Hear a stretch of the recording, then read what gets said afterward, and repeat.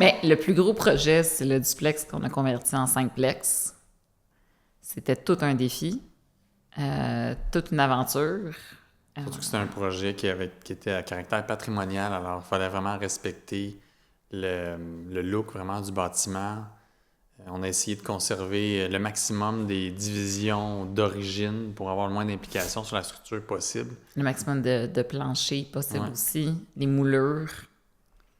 C'est ça, tu sais, de refaire dans les ouvertures qu'on a faites, là. ouais. De refaire Les moulures les de belles moulures plâtre, en les plâtre. cornières, puis Ouais, de...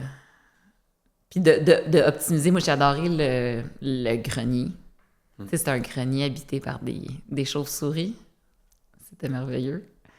Puis maintenant, c'est un super de bel appartement. C'est un ouais. des plus beaux appartements, je trouve. Beaucoup de lumière naturelle. Ouais. Puis même affaire que le sous-sol, là, c'était un sous-sol dompe qu'on a réussi à rendre vraiment beau. Qu'un beau plancher en époxy.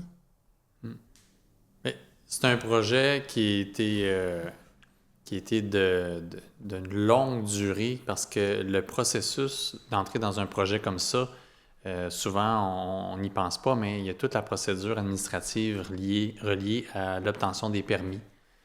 Tu sais, c'est avoir tous les plans nécessaires qui matchent avec la vision que nous, on a ou que le client a, mais qui correspond aussi aux attentes de la ville, du conseil, comité, le CCU. Ouais. Le Le, comité consultatif en urbanisme. c'est ça, de s'assurer que toutes les cases soient bien cochées, que tout répond, tu sais, au code du bâtiment, malgré le fait que ce soit un bâtiment de plus de 100 ans. Faut revenir aux normes du jour, insonorisation, isolation, séparation, coupe-feu. Il faut répondre à tous ces critères-là, refaire l'électricité au complet, plomberie au complet, sans dénaturer l'aspect du bâtiment. C'est ça, puis tu sais, de travailler avec des murs croches.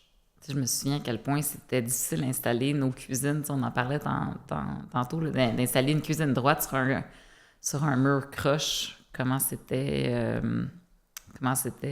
un défi. Puis on a beaucoup appris à comment travailler avec la ville, parce que ça non plus, c'était pas évident.